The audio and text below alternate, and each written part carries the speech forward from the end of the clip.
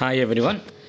ఈ వీడియోలో ఆంధ్రప్రదేశ్ జాగ్రఫీ నుండి మోస్ట్ ఇంపార్టెంట్ మల్టిపుల్ చాయిస్ క్వశ్చన్స్ని చూద్దామండి. ఆంధ్రప్రదేశ్ జాగ్రఫీని ఒక సిరీస్ రూపంలో మీకు అందిస్తున్నాం. మొత్తం ఆంధ్రప్రదేశ్ జాగ్రఫీని ఒకే వీడియోలో చేయడం అనేది చాలా కష్టమండి. కాబట్టి మేము మీకు పార్ట్ల రూపంలోనే మేము అందించగలుగుతాం. ఆ విధంగా మేము మ్యాక్సిమం మీకు మంచి బిట్స్ అందించడానికి ఇక్కడ ప్రయత్నిస్తున్నామండి. సో మొదటి బిట్, ఆంధ్రప్రదేశ్ తీరరేఖ పొడవు సుమారుగా ఎంత? What is the approximate length of Andhra Pradesh Coast line? So రీసెంట్గా మనకు తెలిసిందే ఈ కొలతలు అవి మారినాయండి. ఈ తీరరేఖ ప్రాంతాన్ని మళ్ళీ తిరిగి రీసర్వే చేయడం వల్ల భారతదేశం యొక్క సముద్ర తీరము పెరిగింది, అలాగే ఆంధ్రప్రదేశ్ యొక్క సముద్ర తీరం కూడా పెరగడం జరిగింది. సో పెరిగిన తర్వాత తీరరేఖ పొడవు సుమారుగా ఎంత ఉంది అంటే సుమారుగా మనకి 1050 కిలోమీటర్లు ఈ తీరరేఖ పొడవు అనేది ఉండడం జరిగిందండి. సో దానికి సంబంధించిన ఇన్ఫర్మేషన్ ఇక్కడ చూద్దాం. ఆంధ్రప్రదేశ్ తీరరేఖ పొడవు సుమారుగా 1053 కిలోమీటర్లు ఉంది. గతంలో ఇది 974 కిలోమీటర్లుగా పేర్కొనేవారు. అయితే ఇటీవల అధ్యయనాలు ఈ సంఖ్య పెరిగినట్లు సూచిస్తున్నాయి. నూతన అంచనాల ప్రకారం ఆంధ్రప్రదేశ్ తీరరేఖ భారతదేశంలో 3వ అతి పొడవైన తీరరేఖగా ఉంది. గుర్తుపెట్టుకోండి, మన ఆంధ్రప్రదేశ్ యొక్క తీరరేఖ భారతదేశంలో 3వ స్థానంలో ఉంది. గుజరాత్ మరియు తమిళనాడు ఆంధ్రప్రదేశ్ కంటే ముందు స్థానంలో ఉన్నాయి. శ్రీకాకుళం జిల్లా అత్యధిక తీరరేఖను కలిగి ఉండగా అది సుమారు 200 కిలోమీటర్లు ఉంది. తర్వాతి స్థానంలో తిరుపతి, కృష్ణా జిల్లాలు ఉన్నాయి. అంటే వరుస 3 తీరరేఖ పొడవు ఆధారంగా వరుస 3 రాయండి. అంటే శ్రీకాకుళం, తర్వాత తిరుపతి, కృష్ణా జిల్లాలు వరుసగా 1, 2, 3 స్థానాల్లో ఉన్నాయండి. అతి తక్కువ తీరరేఖ కలిగింది పశ్చిమ గోదావరి జిల్లా అండి. అతి తక్కువ తీరరేఖ కలిగిన జిల్లా పశ్చిమ గోదావరి జిల్లా. దాని తర్వాత స్థానంలో విజయనగరం, విశాఖపట్నం జిల్లాలు అతి తక్కువ తీరరేఖ కలిగిన జిల్లాలుగా ఉన్నాయి. ఆంధ్రప్రదేశ్ తీరరేఖ పొడవు సుమారు 48% వృద్ధి చెందడం అనేది ఇక్కడ మనం గుర్తుపెట్టుకోవాల్సిన అంశం ఒకటండి. సో మీకు ఇక్కడ మేము అందించే ఎంసీక్యూలు నెంబర్ తక్కువ అయినప్పటికీ మీకు అందించే మేము కంటెంట్ ఏదైతే కింద అందిస్తున్నామోనండి అది సుమారు మీకు 100కు పైగానే బిట్లకి సమానం అండి. కాబట్టి చాలా తక్కువ ఎంసీక్యూ అందిస్తున్నారని మాత్రం ఎట్టి పరిస్థితులను ఫీల్ అవ్వద్దు. మీరు కావాలంటే వీడియో అంతా అయిన తర్వాత మీరే కామెంట్ చేయండి. మేము అందించిన కంటెంట్ సుమారు ఎన్ని బిట్లకి సమానంగా ఉంటుందనేది ఒక్కసారి మీరు కామెంట్ చేయండి. మొత్తం 12 జిల్లాలు తీరరేఖను కలిగి ఉన్నాయండి. సో ఇది ఒక ఇంపార్టెంట్ బిట్. మొత్తం ఆంధ్రప్రదేశ్లో ఎన్ని జిల్లాలకు తీరరేఖ కలిగి ఉంది అని అడగొచ్చు. ఆన్సర్ వచ్చేసరికి 12 జిల్లాలండి. అందులో ఉత్తరాంధ్ర జిల్లాలు శ్రీకాకుళం, విజయనగరం, విశాఖపట్నం, అనకాపల్లి జిల్లాలు. కోస్తాంధ్ర జిల్లాలు వచ్చేసరికి కాకినాడ, డాక్టర్ బిఆర్ అంబేద్కర్ కోనసీమ, పశ్చిమ గోదావరి, కృష్ణా, బాపట్ల, ప్రకాశం, పొట్టి శ్రీరాములు, నెల్లూరు జిల్లా. ఇక ఏకైక రాయలసీమ జిల్లా వచ్చేసరికి తిరుపతి జిల్లా అండి. సో నెక్స్ట్ క్వశ్చన్కి వెళ్దాం. ఈ క్రింది పర్వత శ్రేణుల్లో ఆంధ్రప్రదేశ్లో లేనిది ఏది అని ఇక్కడ క్వశ్చన్ ఇవ్వడం జరిగిందండి.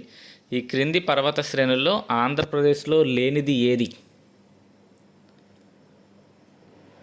ఆన్సర్ వచ్చేసరికి నీలగిరి హిల్స్ అండి. నీలగిరి కొండలు అనేవి మన ఆంధ్రప్రదేశ్లో లేనివి, ఇవి తమిళనాడులోకి చేరుకుంటాయండి నీలగిరి కొండలు అనేవి. సో ఆన్సర్ వచ్చేసరికి నీలగిరి కొండలు. సో మన ఆంధ్రప్రదేశ్లో ఉన్న కొండలు ఏ జిల్లాల్లో ఏ హిల్స్ మన ఆంధ్రప్రదేశ్లో ఉన్నాయనేది మనకి ఎగ్జామ్ పాయింట్ ఆఫ్ వ్యూలో చాలా ఇంపార్టెంట్ అండి. మీకు అవన్నీ ఇక్కడ మేము అందించడం జరుగుతుంది. ఒకే చోట అన్నిటినీ చేర్చాం. మీకు ఈ మెటీరియల్ ఎక్కడా దొరకదండి. కావాలంటే మీరు జాగ్రత్తగా చూడండి. మీరు ఇందులో కొంత మ్యాటర్ మాత్రమే మీకు ఎటువంటి బుక్లైనా దొరుకుతుంది. శ్రీకాకుళం జిల్లాలో మహేంద్రగిరి పర్వతాలు, పార్వతీపురం మన్యంలో కురుపాం మరియు పాలకొండలు, విశాఖపట్నంలో డాల్ఫిన్ నోస్, సింహాచలం, యారాడ, ఋషికొండ, గంభీరం, కంబాల కొండలు ఇవన్నీ కూడా మనకి విశాఖపట్నం జిల్లాలో ఉన్నాయండి. అల్లూరు జిల్లాలో గాలికొండలు, అరకు కొండలు ఇవన్నీ మనకి అల్లూరు సీతారామరాజు జిల్లాలో ఉన్నాయండి. తూర్పు కనుమల్లో ఎత్తైన శిఖరం జిందగడ, వెరీ ఇంపార్టెంట్ అండి ఇది. తూర్పు కనుమల్లో ఎత్తైన శిఖరమైన జిందగడ 1690 మీటర్లు మనకి అది అల్లూరు సీతారామరాజు జిల్లాలో ఉందండి. దాని తర్వాత ఆరోమా కొండ అనేది రెండో స్థానంలో ఉంది. 3వ స్థానంలో గాలికొండ. సో వరుసగా 3 కూడా అల్లూరి సీతారామరాజు జిల్లాలోనే ఉన్నాయండి ఎత్తైన కొండలన్నీ. ఒకటి జిందగడ 1690 మీటర్లు, దాని తర్వాత ఆరోమా కొండ, తర్వాత గాలికొండ. ఇవన్నీ అల్లూరి సీతారామరాజు జిల్లాలో ఉన్న కొండలండి. ఆంధ్రప్రదేశ్లో తూర్పు కనుమలు విస్తీర్ణం అధికంగా గల జిల్లా కూడా అల్లూరి. ఓకే, చూసుకోండి. ఆంధ్రప్రదేశ్లో తూర్పు కనుమల విస్తీర్ణం పరంగా అత్యధికంగా గల జిల్లా అల్లూరి సీతారామరాజు జిల్లా అండి. అలాగే అల్లూరు జిల్లా, ఏలూరు జిల్లాలు రెండిట్లో కలిపి పాపికొండలు, బైసన్ కొండలు అనేవి ఉన్నాయండి. సో పాపికొండలు, బైసన్ కొండలు ఈ రెండు జిల్లాల్లోనే విస్తరించున్నాయి, అల్లూరు జిల్లా అలాగే ఏలూరు జిల్లాలో. ఎన్టీఆర్ జిల్లాలో ఉన్న కొండలు వచ్చేసరికి కొండపల్లి కొండలు, మొగలరాజపురం కొండలు మనకి ఎన్టీఆర్ జిల్లాలో ఉన్నాయండి, పూర్వపు కృష్ణా జిల్లా. నెక్స్ట్ గుంటూరు జిల్లాలో వచ్చేసరికి మంగళగిరి కొండలు, ఉండవల్లి, వినుకొండ, బెల్లం కొండలు మనకి గుంటూరు జిల్లాలో ఉన్నాయండి. పల్నాడు జిల్లాలో కోటప్పకొండ, బెల్లం కొండలు, విసుకొండలు, గనికొండలు ఇవన్నీ కూడా పల్నాడు జిల్లాలోనూ ఉన్నాయి, గుంటూరు జిల్లాలో ఉన్నాయి, గుర్తుపెట్టుకోండి. పల్నాడు, ప్రకాశం, నంద్యాల ఈ మూడిట్లో కలిపి నల్లమల కొండలు విస్తరించున్నాయి. నంద్యాల, ప్రకాశం రెండిట్లోనూ ఈ గుండ్ల బ్రహ్మేశ్వర కొండలు విస్తరించున్నాయి. నంద్యాల, కడపలో ఎర్రమల కొండలు విస్తరించున్నాయి. కడప జిల్లాలో పాలకొండలు, ఇక్కడే పెన్నా నది పుట్టిందండి. పెన్నా నది పుట్టడం కాదు, గండికోట గార్జిని ఇక్కడ ఏర్పరుస్తుందండి పాలకొండల్లో. దీనిని గ్రాండ్ కెనియన్ ఆఫ్ ఇండియా అని కూడా పిలుస్తారు, అది పెన్నా నది ఏర్పాటు చేస్తుందండి. నెక్స్ట్ కడప, అన్నమయ్య జిల్లాలో లంకమల కొండలు ఉన్నాయండి. కడప, నెల్లూరు జిల్లాలో వెలికొండలు, అన్నమయ్య, తిరుపతి రెండిట్లో కలిపి శేషాచలం కొండలు.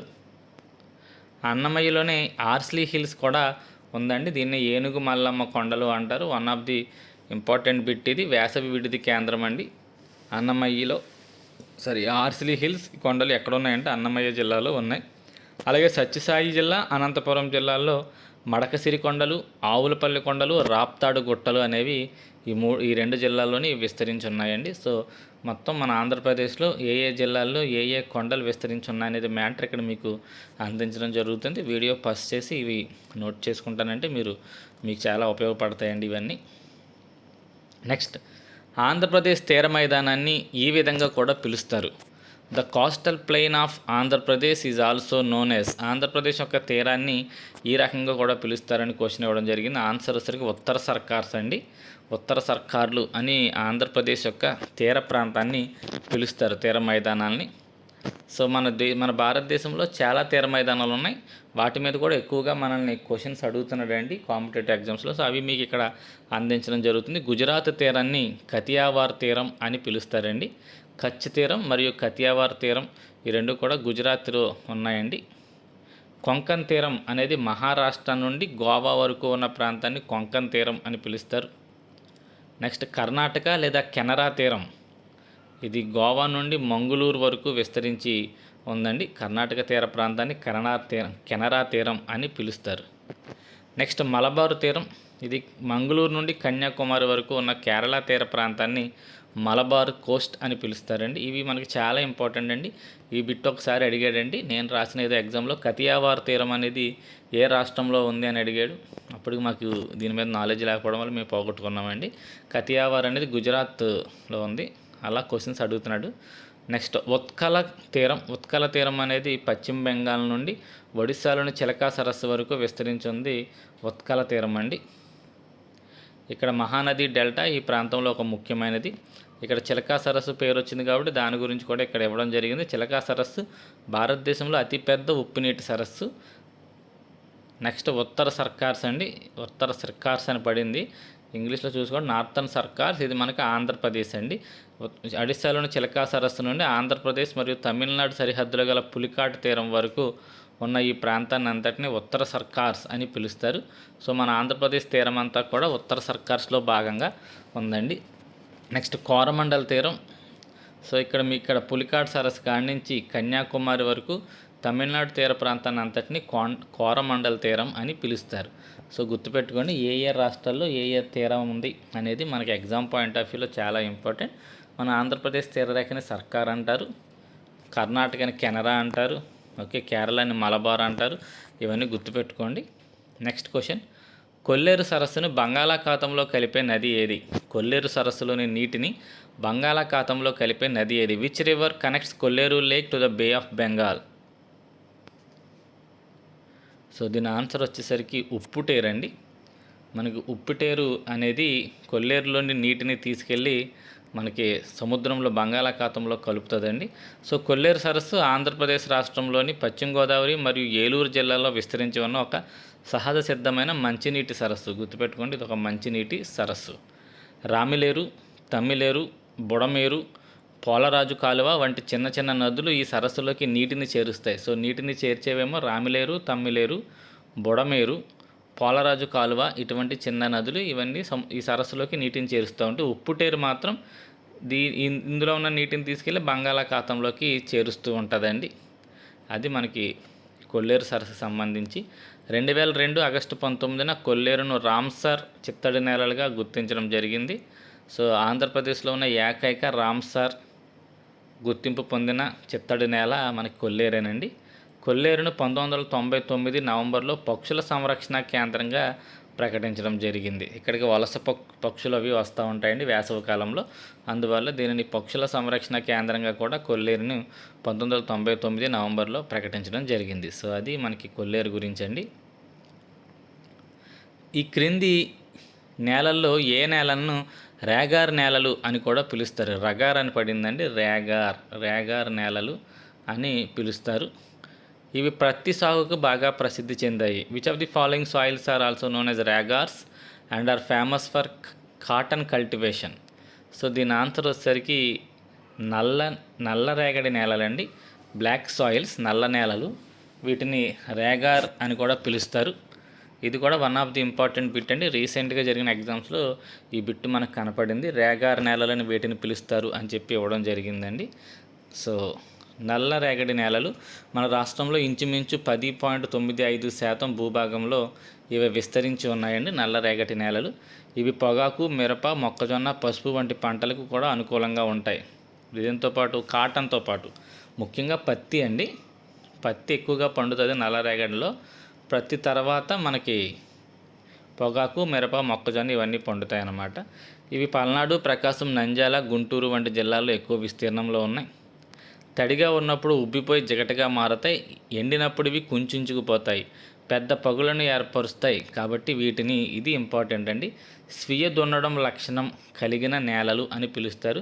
సో ఇది ఇంపార్టెంట్ బిట్ అండి. తమను తాము దున్నుకునే నేలలు అని వేటిని పిలుస్తారు అనే క్వశ్చన్ కూడా అడుగుతాడు. తమను తాము దున్నుకునే నేలలు అని చెప్పి నల్లరేగడి నేలలనే పిలుస్తారండి. కాబట్టి స్వీయ దున్నుడు లక్షణం వల్ల ఏమవుతుందంటే తేమ ఎక్కువ కాలం నిలవ ఉంటుందండి లోపల. కాబట్టి ఇక్కడ పొడి కాలంలో కూడా ఇక్కడ పంటలు పండించు, వేసవి కాలంలో కూడా నల్లరేగడిలో మనం పంటలని పండించడానికి అవకాశం ఉందండి. నల్ల నేలల్లో సున్నం, ఇనుము, మెగ్నీషియా మరియు అల్యూమినియాలు పుష్కలంగా ఉంటాయి. వీటిలో పొటాష్ కూడా ఉంటుంది. అయితే ఇవి ఫాస్ఫరస్, నత్రజని మరియు సేంద్రియ పదార్థాలను తక్కువగా కలిగి ఉంటాయి. సో ఇవి నల్లరేగడి నేలలకు సంబంధించిన ఇన్ఫర్మేషన్ అండి. ఇక్కడ గుర్తుపెట్టుకోవాల్సింది రేగార్ అని వీటిని పిలుస్తారు. ఇందులో ఎక్కువగా పండే పంట ప్రతి పంట. వీటికి మరొక లక్షణం, వాటిని అవి స్వీయ దున్నుకోవడం అనే ఒక లక్షణాన్ని కలిగి ఉండి తేమను కూడా ఎక్కువ కాలం నిలుపుకోగల లక్షణం ఈ నల్లరేగడి నేలలకి ఉంటుందండి. నెక్స్ట్, ఆంధ్రప్రదేశ్లోని ప్రతి సంవత్సరం నిర్వహించబడే మసూలా బీచ్ ఫెస్టివల్ ఏ బీచ్లో జరుపుకుంటారు? ఇది ఇటీవల కరెంట్ అఫైర్స్లో ఉంది కాబట్టి ఇక్కడ మీకు ఇది జాగ్రఫీ పాయింట్ ఆఫ్ వ్యూలో ఇవ్వడం జరిగిందండి. మసూలా బీచ్ ఫెస్టివల్ ఏ బీచ్లో నిర్వహిస్తారు అంటే ఆన్సర్ మంగినపూడి బీచ్ అండి. The Masula beach festival celebrated annually in Andhra Pradesh takes place at which beach అంటే ఆన్సర్ మంగినపూడి బీచ్ అండి. ఒకసారి ఈ బీచ్కి సంబంధించిన ఇన్ఫర్మేషన్ చూద్దాం. మసూలా బీచ్ ఫెస్టివల్ అనేది ఆంధ్రప్రదేశ్లోని కృష్ణా జిల్లా మచిలీపట్నంలో ప్రతి సంవత్సరం నిర్వహించబడే ఒక ప్రముఖ ఉత్సవం. దీనిని సాధారణంగా మంగినపూడి బీచ్లో నిర్వహిస్తారు. మసూలా అనేది మచిలీపట్నానికి పురాతన పేరు. సో ఇది కూడా మనకి ఇంపార్టెంట్ అండి. ఇది ఒకప్పుడు ముఖ్యమైన ఓడరేవు పట్టణం. సో ఇప్పుడు మనకి ఏ ఏ జిల్లాల్లో ఏ ఏ బీచ్లు ఉన్నాయి అనేది ఇక్కడ మీకు ఇన్ఫర్మేషన్ అందించడం జరుగుతుందండి. సో కళింగపట్నం బీచ్, ఇది శ్రీకాకుళం జిల్లాలో ఉందండి. ఇది శ్రీకాకుళం జిల్లాలోని ఒక చారిత్రక బీచ్.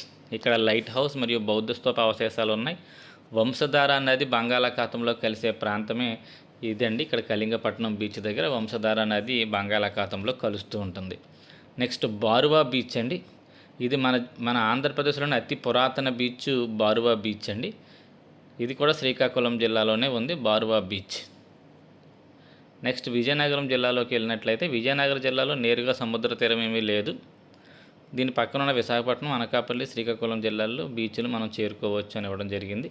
నెక్స్ట్ విశాఖపట్నం జిల్లాలో రామకృష్ణ బీచ్ అందరికీ తెలిసిందే, ఆర్కే బీచ్. ఇటీవల మనకి మోడీ గారు యోగా దినోత్సవం సందర్భంగా ఆర్కే బీచ్ కాడి నుంచి భీమిలి బీచ్ వరకు మనకి యోగా నిర్వహించడం జరిగింది కదండి. సో ఆర్కే బీచ్ విశాఖపట్నం నగరంలో ఉన్న ఈ బీచ్ రాష్ట్రంలోనే అత్యంత ప్రసిద్ధి చెందిన బీచ్. నెక్స్ట్ ఋషికొండ బీచ్ అండి. ఇక్కడ గోల్డెన్ శాండ్, పచ్చని కొండలతో అందంగా ఉంటుంది. వాటర్ స్పోర్ట్స్కి ప్రసిద్ధి అండ్ మన ఆంధ్రప్రదేశ్లో ఉన్న ఏకైక బ్లూ ఫ్లాగ్ బీచ్ అండి ఇది కూడా ఇటీవల న్యూస్లో ఉంది. బ్లూ ఫ్లాగ్ సర్టిఫికేట్ పొందిన ఏకైక బీచ్ ఋషికొండ బీచ్, గుర్తుపెట్టుకోండి. యారాడ బీచ్, ఇది డాల్ఫిన్ నోస్ కొండకు దగ్గరగా ఉంది. ఇది కూడా విశాఖపట్నం జిల్లాలోనే ఉంది. నెక్స్ట్ లారెన్స్ బే బీచ్, దీని పేరు చాలామందికి ఎవరికి తెలియదండి. ఇది లారెన్స్ బే బీచ్, ఇది కూడా ఆర్కే బీచ్ సమీపంలో తక్కువ జనంతో ప్రశాంతంగా ఉంటుంది. లారెన్స్ బే బీచ్. నెక్స్ట్ గంగావరం బీచ్, ఇది స్టీల్ ప్లాంట్ సమీపంలో ఉంది. మంగమారిపేట బీచ్, ఇది కూడా విశాఖపట్నం సమీపంలోనే ఉంది. సో ఇవన్నీ విశాఖపట్నం జిల్లా దగ్గరలో ఉన్న బీచ్లు అండి. నెక్స్ట్ అనకాపల్లి జిల్లాలోకి వచ్చేసరికి భీమిలి బీచ్ అండి. ఇది ఒకప్పుడు విశాఖపట్నం జిల్లాలో ఉన్నప్పటికీ ప్రస్తుతం అనకాపల్లి జిల్లా పరిధిలోకి వచ్చింది. సో అది భీమిలి బీచ్. నెక్స్ట్ అల్లూరు సీతారామరాజు జిల్లా మరియు పార్వతీపురం మన్యం జిల్లాలో బీచ్లు వచ్చేసరికి ఇక్కడ సముద్ర తీరం వీటికి లేకపోవడం వల్ల ఈ రెండు జిల్లాల్లోనూ ఎటువంటి బీచ్లు లేవండి. నెక్స్ట్ కోస్తా ఆంధ్రాకి వచ్చేసరికి కాకినాడ జిల్లాలో ఉప్పాడ బీచ్ వెరీ ఫేమస్ అండి. నెక్స్ట్ తూర్పుగోదావరి జిల్లాకు వచ్చేసరికి కాకినాడ బీచ్, కాకినాడ నగరం దగ్గరలో ఉన్న బీచ్, అది తూర్పుగోదావరి జిల్లాలోకి, యాక్చువల్గా ఇది కాకినాడ జిల్లాలోకి వెళ్ళిందండి, ఇక్కడ ఇది తప్పిది. నెక్స్ట్ బిఆర్ అంబేద్కర్ కోనసీమ జిల్లాలో అంతర్వేది బీచ్ అండి, చాలా ఫేమస్ బీచ్. ఇది కూడా ఇక్కడ ప్రసిద్ధ లక్ష్మీ నరసింహస్వామి ఆలయం ఉండడం జరిగింది. నెక్స్ట్ ఓడలరేవు బీచ్, ఇది కూడా కోనసీమ జిల్లాలకు సంబంధించిన బీచ్ అండి, ఓడలరేవు బీచ్. నెక్స్ట్ పశ్చిమ గోదావరి జిల్లాలో ఉన్న బీచ్ పేరుపాలెం బీచ్ అండి, ఇది నరసాపురం సమీపంలో ఉంది. పశ్చిమ గోదావరి జిల్లాలోనే ఏకైక బీచ్ అండి అది. నెక్స్ట్ కృష్ణా జిల్లా, ఇందాక చెప్పుకున్నాం, మంగినపూడి బీచ్ మచిలీపట్నంలో ఉంది. నల్లటి ఇసుకతో ప్రత్యేకంగా ఉంటుంది. ఇక్కడ మసూలా బీచ్ ఫెస్టివల్ జరుగుతుంది. నెక్స్ట్ గొల్లపాలెం బీచ్ కూడా కృష్ణా జిల్లాలోనే ఉందండి. నెక్స్ట్ ఎన్టీఆర్ జిల్లాలో సముద్ర తీరం లేదు, పల్నాడు జిల్లాకి సముద్ర తీరం లేదు, గుంటూరు జిల్లాకు కూడా సముద్ర తీరం లేదు. ఓకే, నెక్స్ట్ బాపట్ల జిల్లాకి వెళ్ళినట్లయితే సూర్యలంక బీచ్ అండి. బాపట్ల సమీపంలో ఉన్న ఈ బీచ్ ప్రస్తుతం బాపట్ల జిల్లా పరిధిలోకి వచ్చింది. So Suryalanka beach. నెక్స్ట్ ఓడరేవు బీచ్, ఇది ఇంతకుముందు ప్రకాశం జిల్లాలో ఉండేదండి, ఇప్పుడు బాపట్ల జిల్లా పరిధిలోకి వచ్చింది ఓడరేవు బీచ్ కూడా. నెక్స్ట్ ప్రకాశం జిల్లాలోకి వెళ్ళినట్లయితే కొత్తపట్నం బీచ్ అండి, ఒంగోలు సమీపంలో ఉన్న ప్రసిద్ధి బీచ్ ఇది కొత్తపట్నం బీచ్. పాకాల బీచ్, ఇది కూడా మనకి ప్రకాశం జిల్లాలోకి వచ్చిందండి. మదనూరు బీచ్, రామాయపట్నం బీచ్, ఇవన్నీ కూడా మనకి ప్రకాశం జిల్లాలోనే ఉన్నాయండి. సో ఏ బీచ్లు ఏ జిల్లాలో ఉన్నాయనేది మనల్ని క్వశ్చన్లు అడగడానికి చాలా అవకాశం ఉంది. నెక్స్ట్ పొట్టి శ్రీరాములు నెల్లూరు జిల్లాలో మైపాడు బీచ్ అండి, వెరీ ఫేమస్ బీచ్. అలాగే కృష్ణపట్నం బీచ్, ఇక్కడ కూడా పోర్టు నిర్మాణాలు జరుగుతున్నాయండి. కృష్ణపట్నం బీచ్ దగ్గర అలాగే రామాయపట్నం దగ్గర కూడా పోర్టు నిర్మాణాలు జరుగుతున్నాయి కాబట్టి అవి రెండు మనకి ఎగ్జామ్ పాయింట్ ఆఫ్ వ్యూలో కూడా చాలా ఇంపార్టెంట్ బీచ్లు అండి. సో అవి మనకి ఆంధ్రప్రదేశ్లో ఉన్న బీచ్లకు సంబంధించిన ఇన్ఫర్మేషన్ అండి. Next India state of forest report 2023 ప్రకారం ఆంధ్రప్రదేశ్ మొత్తం భౌగోళిక విస్తీర్ణంలో అటవీ మరియు వృక్ష విస్తీర్ణ శాతం ఎంత? వెరీ ఇంపార్టెంట్ అండి. అటవీ విస్తీర్ణం ప్లస్ వృక్ష విస్తీర్ణం రెండు కలిపి ఎంత శాతం ఉంది అనేది ఇక్కడ క్వశ్చన్గా ఇవ్వడం జరిగింది. దీని ఆన్సర్ వచ్చేసరికి 21.74 అండి. As per the Indian state of forest report 2023, what is the percentage of Andhra Pradesh total geographical area covered by forest and tree cover అంటే 21.74 అండి. నెక్స్ట్ చాలా ఇంపార్టెంట్ ఇది, India state of forest report మీద క్వశ్చన్ జాగ్రఫీ పాయింట్ ఆఫ్ వ్యూలో అడగడానికి చాలా అవకాశం ఉందండి, చూసుకోండి ఇవి. Indian state of forest report 2023 ప్రకారం 2021 మరియు 2023 మధ్య ఆంధ్రప్రదేశ్ మొత్తం అటవీ మరియు వృక్ష విస్తీర్ణంలో ఎంత మార్పు వచ్చింది? According to the ISFR 2023, what was the change in the combined forest and tree cover in Andhra Pradesh between 2021 and 23? So answer 46 చదరపు కిలోమీటర్లు ఫారెస్ట్ ఏరియా తగ్గిపోయిందండి మనకి. నెక్స్ట్ క్వశ్చన్కి వెళ్దాం. ఐఎస్ఎఫ్ఆర్ 2023 ప్రకారం ఆంధ్రప్రదేశ్లో ఏ రకమైన అటవీ విస్తీర్ణం పెరిగింది? టోటల్గా అటవీ విస్తీర్ణం తగ్గిపోయినప్పటికీ ఒక రకమైన అటవీ విస్తీర్ణం పెరిగిందండి. Which type of the forest cover saw and increase in Andhra Pradesh as per ISFR 2023 అంటే మడ అడవులండి. మాంగ్రూవ్ ఫారెస్ట్ యొక్క లెంగ్త్ విస్తీర్ణం మనకి ఆంధ్రప్రదేశ్లో పెరిగింది. So answer D. ఐఎస్ఎఫ్ఆర్ 2023 అటవీ విస్తీర్ణ నష్టంలో ఆంధ్రప్రదేశ్ జాతీయ స్థానంలో 2వ స్థానంలో నిలిచిందండి. గుర్తుపెట్టుకోండి, ఎక్కువగా అడవులు కోల్పోయిన రాష్ట్రాల్లో మనం 2వ స్థానంలో ఉన్నాం. అయితే ఏ రాష్ట్రం అత్యధికంగా అటవీ విస్తీర్ణాన్ని కోల్పోయింది అని అడిగాడండి. In terms of forest cover loss in ISFR 2023 Andhra Pradesh ranked second nationally. Which state recorded the highest forest cover loss అంటే మధ్యప్రదేశ్ ఎక్కువగా అటవుల్ని కోల్పోవడం జరిగిందండి. నెక్స్ట్, ఇన్ 2021 మరియు 2023 మధ్య ఆంధ్రప్రదేశ్లో ఇందాకే మడ అడవులు పెరిగినాయి అని చెప్పుకున్నాం. మడ అడవుల విస్తీర్ణం ఎంత పెరిగింది? So between 2021 and 2023 how much did the mangrove cover in Andhra Pradesh increases అంటే ఆన్సర్ 13.01 అండి. భారీగా ఏమీ పెరిగిపోలేదు, గుర్తుపెట్టుకోండి. 13.01 స్క్వేర్ కిలోమీటర్స్ మాత్రమే పెరిగిందండి. India state of forest report ISFR 2023 ప్రకారం ఆంధ్రప్రదేశ్లో వృక్ష విస్తీర్ణం మినహా అటవీ విస్తీర్ణం ఎంత? కేవలం అడవులు ఎంత శాతం విస్తరించి ఉన్నాయి? ఎన్ని చదరపు కిలోమీటర్లు అడవులు? వృక్షాలు మినహాయించి అంటే బయట ఉండే వృక్షాలను కూడా మనం లెక్కిస్తామండి. వాటిని మినహాయించి అడవి కింద కన్సిడర్ చేసే విస్తీర్ణం ఎన్ని చదరపు కిలోమీటర్లు? As per the Indian state of forest report 2023 what was the forest area in Andhra Pradesh excluding tree cover అంటే ఆన్సర్ వచ్చేసరికి 30,084.96 స్క్వేర్ కిలోమీటర్లు అండి. అది దాని యొక్క ఆన్సర్. నెక్స్ట్, ఆంధ్రప్రదేశ్ అటవీ నివేదిక 2023 ప్రకారం ఆంధ్రప్రదేశ్లో అత్యధిక అటవీ విస్తీర్ణం కలిగిన జిల్లా ఏది? Which district in Andhra Pradesh has the highest forest cover area according to the Andhra Pradesh state of forest report 2023. So అత్యధిక అటవీ విస్తీర్ణం కలిగిన జిల్లా అల్లూరి సీతారామరాజు జిల్లా అండి.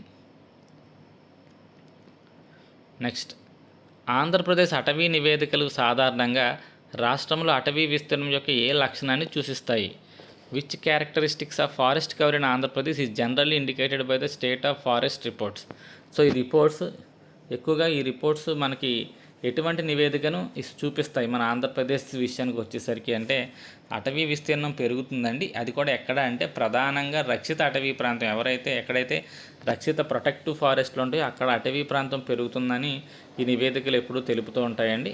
కాబట్టి ఆన్సర్ బి అండి. అటవీ విస్తీర్ణం పెరిగింది ప్రధానంగా రక్షిత అటవీ ప్రాంతాల్లో అనేది మనకి రిపోర్ట్ ఇచ్చే నివేదిక అనమాట అండి. Next, Indian state of forest report 2023 ప్రకారం ఆంధ్రప్రదేశ్లో చెట్ల విస్తీర్ణం మినహాయించి అటవీ విస్తీర్ణం ఎంత శాతం ఉంది? సో ఇందాకైతే మనం చెట్లు అడవి రెండు కలిపి చూసామండి.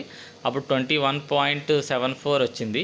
ఇప్పుడు ఓన్లీ అడవులు మాత్రమే ఎంత విస్తీర్ణాన్ని కలిగి ఉంటాయి, చెట్లు లేకుండా, ట్రీ కవర్ లేకుండా అని అడగడం జరిగింది. So what was the percentage of forest cover in Andhra Pradesh excluding tree cover as per the Indian state of forest report 2023 అంటే ఆన్సర్ వచ్చేసరికి మనకి 18.46% ఈ కేవలం అటవీ విస్తీర్ణం కలిగి ఉందండి, మనకి చెట్లు అవి లేకుండా. సో మొత్తం అటవీ విస్తీర్ణం 30,084.96 చదరపు కిలోమీటర్లు. ఇది 2021 నివేదికతో పోలిస్తే గుర్తుపెట్టుకుని 138 చదరపు కిలోమీటర్లు మనం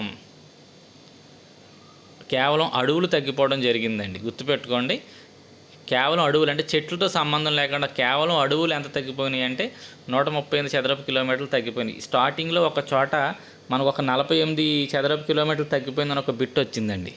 అది అడవి మరియు చెట్లు రెండు కలిపి తగ్గిపోయింది 48. ఓన్లీ అడవులు మాత్రమే తగ్గిపోయింది 138 చదరపు కిలోమీటర్లు, కేవలం అడవులు మాత్రమే తగ్గిపోయాయండి మనకి. రాష్ట్ర భౌగోళిక విస్తీర్ణంలో అటవీ శాతం 20% కంటే తక్కువగా ఉంది. జాతీయ విధానం ప్రకారం 33% ఉండాలి. ఇది ఇంపార్టెంట్ బిట్ అండి. 33% భౌగోళిక విస్తీర్ణంలో 33% అడవులు ఉండాలనేది జాతీయ అటవీ విధానం అండి. అది అత్యధిక అటవీ విస్తీర్ణం ఉన్న జిల్లా అల్లూరి సీతారామరాజు జిల్లా. అత్యధిక దట్టమైన అడవులు కూడా అల్లూరి సీతారామరాజు జిల్లాలోనే ఉన్నాయండి. అత్యల్ప అటవీ విస్తీర్ణం ఉన్న జిల్లా గుంటూరు జిల్లా. అటవీ నష్టం ఆంధ్ర రాష్ట్రంలో అడవులు ఎక్కువగా నష్టపోయిన జిల్లా కూడా అల్లూరు సీతారామరాజు జిల్లాయేనండి, గుర్తుపెట్టుకోండి. అల్లూరు సీతారామరాజు జిల్లాలో 101 చదరపు కిలోమీటర్ల అడవులు కోల్పోవడం జరిగింది. అలాగే ఆంధ్రప్రదేశ్ రాష్ట్రం దేశంలోనే అడవులు కోల్పోవడంలో 2వ స్థానంలో ఉంది. మొదటిది మధ్యప్రదేశ్ ఉందని ఇందాక మనం చూసామండి. సో మాంగ్రూవ్ అడవులు మాత్రం విస్తీర్ణంలో పెరిగాయండి 13.01. ఇది కూడా ఇందాక మనం చూసాం. మొత్తం మాంగ్రూవ్ అడవులు ఎంత ఉన్నాయి మన ఆంధ్రప్రదేశ్లో అంటే 421.43 చదరపు కిలోమీటర్లు ఉన్నాయండి. మాంగ్రూవ్ అడవులు ఎక్కువగా ఉన్న జిల్లాలు కృష్ణా, బాపట్ల, కాకినాడ జిల్లాల్లో ఈ మాంగ్రూవ్ అడవులు బాగా అభివృద్ధి చెందాయండి. అగ్ని ప్రమాదాలు కూడా మన ఆంధ్రప్రదేశ్లో అత్యధికంగా అటవుల్లో నమోదవుతున్నాయండి. మొత్తం ఈ 2023-24 సీజన్లో ఆంధ్రప్రదేశ్లో 1073 పెద్ద అటవీ అగ్ని ప్రమాదాలు నమోదయ్యాయని ఈ నివేదిక మనకి తెలుపుతుందండి.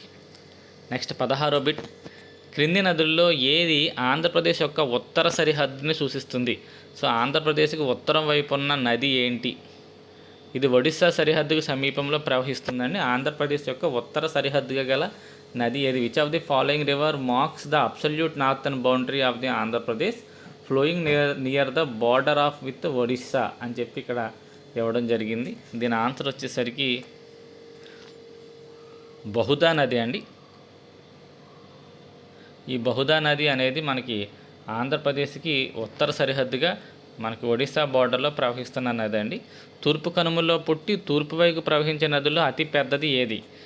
Which is the largest east flowing river that originates in the eastern Ghats? So తూర్పు కనుమల్లో పుట్టి తూర్పుగా ప్రవహిస్తున్న నదుల్లో అతి పెద్దది ఏంటి అని అడిగారండి. ఆన్సర్ వచ్చేసరికి వంశధార నది. తూర్పు కనుమల్లో పుట్టి తూర్పుగా ప్రవహించే నదుల్లో అతి పెద్ద నది వంశధార నది అండి, గుర్తుపెట్టుకోండి. ఇదే క్వశ్చన్ కనుక అతి పొడవైన నది అని అడిగి ఉంటే నాగావళి నది వస్తుందండి. తూర్పు కనుమల్లో పుట్టి తూర్పు వైపు ప్రవహిస్తున్న నదుల్లో అతి పొడవైన నది నాగావళి, అతి పెద్ద నది వచ్చేసరికి వంశధార నది అండి. Next question. క్రింది వానిలో ఏ నది కృష్ణా నదికి ప్రధాన ఉపనది మరియు ఆంధ్రప్రదేశ్లో నల్లమల కొండల్లో జన్మిస్తుంది? So which of the following river is a major tributary to the Krishna river originates in the Nallamala hills of Andhra Pradesh? So కృష్ణానదికి ఉపనది అయి ఉండాలి, నల్లమల కొండల్లో పుట్టాలి. ఆ నది ఏంటి అని అడగడం జరిగిందండి. ఆన్సర్ వచ్చేసరికి భవనాసి నది అండి. ఇది కృష్ణానదికి ఉపనది మరియు నల్లమల కొండల్లో పుడుతుంది. సో ఇక్కడ మీకు మన ఆంధ్రప్రదేశ్లో ప్రవహించే నదులు, అవి పుట్టిన ప్రదేశాలు కొంత ఇన్ఫర్మేషన్ ఇక్కడ ఇవ్వడం జరిగిందండి. చాలా ఇంపార్టెంట్ ఇన్ఫర్మేషన్ ఇది. గోదావరి నది మహారాష్ట్రలోని నాసిక్ త్రయంబకంలో పుడుతుందండి. నాసిక్ జిల్లాలోని త్రయంబకేశ్వరంలో పుట్టింది.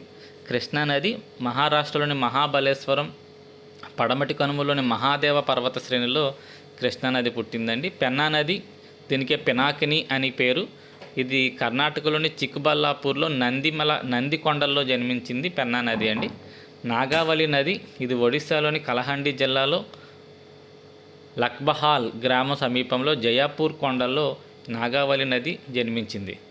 తుంగభద్ర నది కర్ణాటకలోని పడమటి కనుమల్లో తుంగ మరియు భద్ర నదుల కలయిక ద్వారా వరాహ కొండల్లో తుంగభద్ర నది జన్మించింది.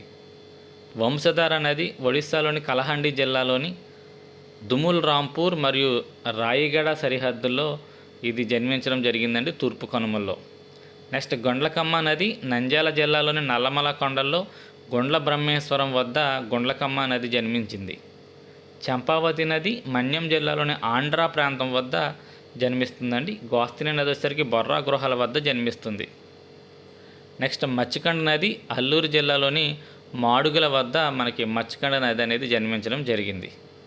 నెక్స్ట్ 19వ బిట్. కొత్తగా ఏర్పడ్డ తిరుపతి జిల్లా ప్రధానంగా ఏ 2 జిల్లాల నుండి ఏర్పడింది? The new district of Tirupati was formed primarily from the parts of which 2 districts? ఇక్కడ మీకు ఆన్సర్ కనపడుతుంది, చిత్తూరు మరియు నెల్లూరు అండి. చిత్తూరు మరియు నెల్లూరు జిల్లాలోని కొన్ని ప్రాంతాలు కలిసి మనకి తిరుపతి జిల్లాగా ఏర్పడడం అనేది జరిగింది. నెక్స్ట్ పల్నాడు జిల్లా ఏ జిల్లా నుండి వేరు చేయబడింది? The district of Palnadu was carved out of which existing district? So మీకు తెలుసు కదా, జిల్లాలు పునర్వ్యవస్థీకరణ జరిగింది, దాని ద్వారా పల్నాడు జిల్లా ఏర్పడింది. అది ఏ జిల్లా నుంచి అంటే గుంటూరు జిల్లా నుండి. సో మీకు ఇక్కడ కింద ఇన్ఫర్మేషన్ ఏ జిల్లా నుంచి ఏర్పడింది అనేది ఇక్కడ మీకు ఇవ్వడం జరిగిందండి. సో ఒకసారి చూసేద్దాం. శ్రీకాకుళం జిల్లా నుంచి వచ్చింది. నెక్స్ట్ పార్వతీపురం మన్యం జిల్లా శ్రీకాకుళం విజయనగరంలోని ప్రాంతాలను వేరు చేసి పార్వతీపురం మన్యం జిల్లాగా ఏర్పాటు చేయడం జరిగింది. విజయనగరం జిల్లా విజయనగరమేనండి. అల్లూరు సీతారామరాజు జిల్లా వచ్చేసరికి విశాఖపట్నం, తూర్పుగోదావరి, విజయనగరంలోని కొన్ని ప్రాంతాలను తీసుకెళ్లి అల్లూరు సీతారామరాజు జిల్లాగా ఏర్పాటు చేశారు. విశాఖపట్నం జిల్లాలో మార్పు ఏమీ లేదు, విశాఖపట్నం జిల్లాయే. అనకాపల్లి జిల్లా అనేది విశాఖపట్నం జిల్లాలోని భాగాలను తీసుకెళ్లి అనకాపల్లి జిల్లాగా ఏర్పాటు చేయడం జరిగింది. కాకినాడ జిల్లా వచ్చేసరికి తూర్పుగోదావరిలోని ప్రాంతాలతో కాకినాడ జిల్లా ఏర్పడింది. కోనసీమ, అంబేద్కర్ కోనసీమ కూడా తూర్పుగోదావరి జిల్లాలోని భాగాలను తీసుకుని దీన్ని ఏర్పాటు చేయడం జరిగింది. తూర్పుగోదావరి జిల్లా తూర్పుగోదావరి కిందే ఉందండి. పశ్చిమ గోదావరి జిల్లా పశ్చిమ గోదావరి జిల్లాయే. ఏలూరు జిల్లా అనేది పశ్చిమ గోదావరి జిల్లా కృష్ణా జిల్లాలోని ప్రాంతాలతో ఏలూరు జిల్లా ఏర్పడింది. కృష్ణా జిల్లా కృష్ణా జిల్లాయేనండి. ఎన్టీఆర్ జిల్లా కృష్ణానది నుంచి వేరుపడింది. గుంటూరు జిల్లా గుంటూరు జిల్లాయే. పల్నాడు జిల్లా గుంటూరు నుంచి ఏర్పడడం జరిగింది. బాపట్ల జిల్లా వచ్చేసరికి గుంటూరులోని ప్రాంతాలు, ప్రకాశంలోని కొన్ని ప్రాంతాలతో బాపట్ల జిల్లా ఏర్పడడం జరిగింది. ప్రకాశం కిందే ఉంది. పొట్టి శ్రీరాములు నెల్లూరు జిల్లా కిందే ఉంది. కర్నూలు జిల్లాగానే ఉందండి. నంద్యాల జిల్లా మళ్ళీ కర్నూలు జిల్లా నుంచి ఏర్పడింది. సత్యసాయి జిల్లా అనంతపురం జిల్లా నుంచి ఏర్పడింది. అన్నమయ్య జిల్లా వచ్చేసరికి చిత్తూరు, వైఎస్ఆర్ కడప నుంచి ఏర్పడింది. ఇక ఏ జిల్లా ఆ జిల్లాగా ఉన్నాయి నేను మాట్లాడట్లేదు, టైం వేస్ట్ అవుతుందని. ఇక తిరుపతి జిల్లా వచ్చేసరికి చిత్తూరు, నెల్లూరు నుంచి ఏర్పడిందండి. ఇవి మేము అందించిన 20 బిట్లు అండి. ఇవి మీకు చాలా ఇన్ఫర్మేషన్ నేను అందించాను అనుకుంటున్నానండి. మీకు కూడా అలాగే అనిపిస్తే ఒక లైక్ చేయండి, అలాగే మీరు కామెంట్ చేయండి మీకు సుమారు మేము ఎన్ని బిట్లు 20 MCQలు అందించి ఉంటామనేది. నెక్స్ట్ వీడియో డైలీ మీకు ఒక 20 MCQతో మీకు జాగ్రఫీ మేము డైలీ ఒక సిరీస్ రూపంలో అందిస్తామండి. ఎందుకంటే ఒకే వీడియోలో ఎక్కువ బిట్స్ అందించడం అనేది చాలా కష్టంతో కూడుకుంది. అంటే దానికి వాయిస్ ఓవర్ ఇవ్వడం కూడా చాలా స్ట్రెస్తో కూడుకుంటుందండి. అందువల్ల మేము ఇలా 20 MCQల రూపంలో మీకు ఎన్ని బిట్స్ మేము అందించగలిగితే మ్యాక్సిమం అన్ని ఇంపార్టెంట్ బిట్స్ ఏపీ జాగ్రఫీలో మేము అందిస్తామండి. మమ్మల్ని ఎంకరేజ్ చేయండి. Thank you.